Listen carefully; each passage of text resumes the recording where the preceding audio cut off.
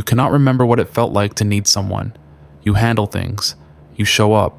You absorb the damage so other people do not have to feel it. And somewhere in the middle of all of that, you stopped asking whether you were okay. You just kept going. That is not strength. That is what happens when a person has been carrying everyone else's weight for so long that putting it down stopped feeling like an option. Spider-Man is not a superhero movie. It is the most accurate portrait ever made of a person who gives everything they have to everyone around them until there is nothing left, and then gets up and does it again tomorrow. And the moment this franchise stops being about a teenager in a suit and becomes something that hits you in the chest as an adult is the moment you realize Peter Parker has never once in his life been allowed to just fall apart. This video is not really about Peter Parker. It is about you, and every version of yourself you have quietly sacrificed so that the people around you could be okay. To understand what is actually happening to Peter Parker, we have to look at what his life actually costs him. He is a 17-year-old kid who loses his uncle, then his mentor, then his aunt, then his girlfriend, then his best friend, then his identity, then everyone who ever knew him. He does not get a break between losses. He does not get time to grieve one thing before the next thing is taken. And through all of it, he keeps showing up. He keeps putting on the suit. He keeps saving people who will never know his name. We look at this and call it heroism. But there is a psychological term for what Peter Parker is actually doing: compulsive caregiving. In attachment theory, researchers have identified a pattern where individuals who experience early loss or instability develop an excessive focus on meeting the needs of others as a way of maintaining connection and avoiding abandonment. They become the person everyone relies on because being needed feels safer than being vulnerable. Peter Parker lost his parents before he could remember them. He lost Ben before he was ready. Every significant relationship in his life has ended in loss. So he does what people with that kind of history do. He makes himself indispensable. He becomes the person who fixes things so that maybe this time the people he loves will not leave. And this pattern has a measurable psychological cost. Research by Gustavo Carlo and colleagues found that compulsive prosocial behavior, helping others not from genuine desire, but from anxiety about what happens if you stop, is directly linked to emotional exhaustion, depleted self-worth, and an inability to recognize your own needs as legitimate. You give until there is nothing left, and then you feel guilty for being empty. You know this feeling. The person in your life everyone calls when something goes wrong, the one who holds it together at the funeral, the one who checks in on everyone else and waits for someone to check in on them, the one who has been strong for so long that asking for help now feels like a betrayal of the role they have spent years performing. That is not a superpower. That is a wound that learned how to look like one. The most honest moment in the entire Spider-Man franchise is not a fight scene. It is a conversation between three Peter Parkers on a rooftop in No Way Home.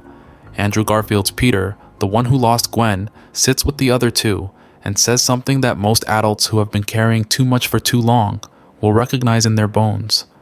I lost Gwen. She was my MJ. I couldn't save her. I lost Gwen.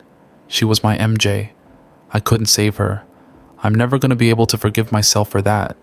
But I carried on, tried to keep going, tried to be the friendly neighborhood Spider-Man because I know that's what she would have wanted. But at some point, I just stopped pulling my punches. I got rageful. I got bitter. He carried on. That is the phrase that matters. He did not heal. He did not grieve. He did not fall apart. He carried on. Because that is what the strong one does. You absorb the loss, you adjust the weight, and you keep moving forward, because stopping means feeling it, and feeling it means admitting how much it has cost you. Psychologists call this emotional suppression, the active inhibition of emotional experience to maintain functional performance. James Pennebaker at the University of Texas has spent decades researching this. His studies consistently show that people who suppress grief and emotional pain rather than processing it experience significantly higher rates of physical illness, immune dysfunction, cardiovascular problems, and long-term depression. The body keeps the score. You cannot carry grief indefinitely without it finding somewhere else to go. For Peter Parker, it goes into rage, into recklessness, into the moment in No Way Home where he stands over the Green Goblin and nearly beats him to death, not because it is the right thing to do, but because he has been holding everything in for so long, and something finally broke. It's all my fault. She died for nothing. She's gone, and it's all my fault.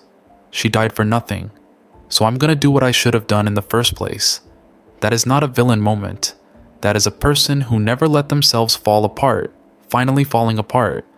And every adult in that theater who has been holding it together for everyone else felt something crack open watching it, because you recognize it. The moment you snapped at someone you love for no reason. The moment you cried in the car on the way to work and had no idea why.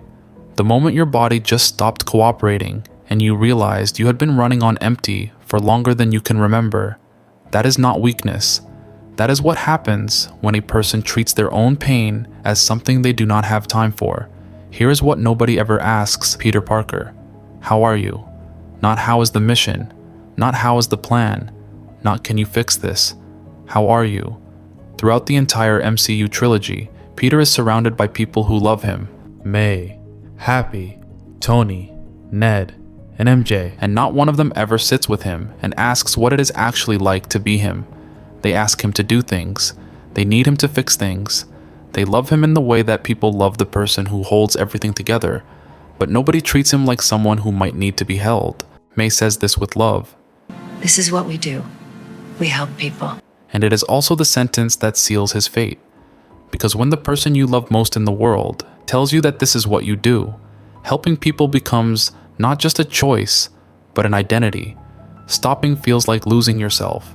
And so, you do not stop, even when stopping is exactly what you need.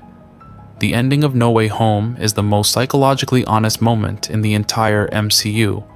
Peter asks Doctor Strange to make the entire world forget who he is, not just his enemies. Everyone. MJ, Ned, Happy, every person who ever knew him. He erases himself from every life that mattered to him so that those people can have a future that his presence was destroying. And then he walks into a diner where MJ is working. She does not know him. He starts to reintroduce himself and then stops. He walks away. Because even in the moment when he could choose himself, when he could start over, when he could finally stop carrying everything alone, he decides that their lives are better without the weight of knowing him. I got bitter. I just don't want you to end up like me. I got so lost in the anger and the grief. Just don't end up like me. That is not sacrifice. That is a person who has been so defined by giving that receiving feels impossible. Psychologist Kristen Neff has spent years researching self-compassion and its relationship to sustained helping behavior. Her research consistently shows that people who cannot extend compassion to themselves eventually become incapable of genuinely extending it to others. The well runs dry. What remains is the performance of care without the substance of it.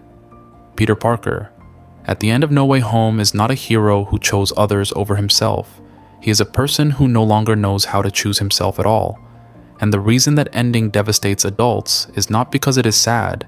It is because they recognize it, the version of themselves that keeps giving, because stopping would mean confronting everything they have absorbed in the process, the relationships maintained at the cost of their own needs, the years spent being strong for everyone else, the quiet accumulating exhaustion that they have learned to call normal.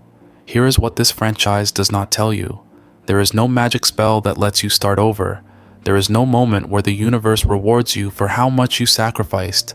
Most people who spend years being the strong one do not get a fresh start. They just keep going. They keep showing up for everyone else. They keep absorbing the damage.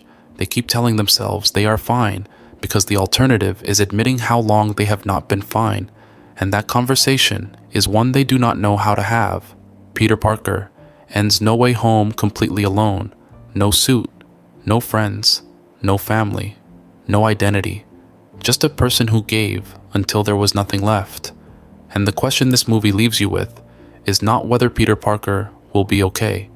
It is whether you recognize what you have been doing to yourself, how long you have been the strong one, how long it has been since someone asked how you were and you told them the truth. how long you have been carrying something you were never supposed to carry alone. The strongest thing Peter Parker ever does is not catching a building or stopping a train. It is sitting on that rooftop and finally saying out loud that he is not okay. You are allowed to do that too. Not for anyone else, just for you.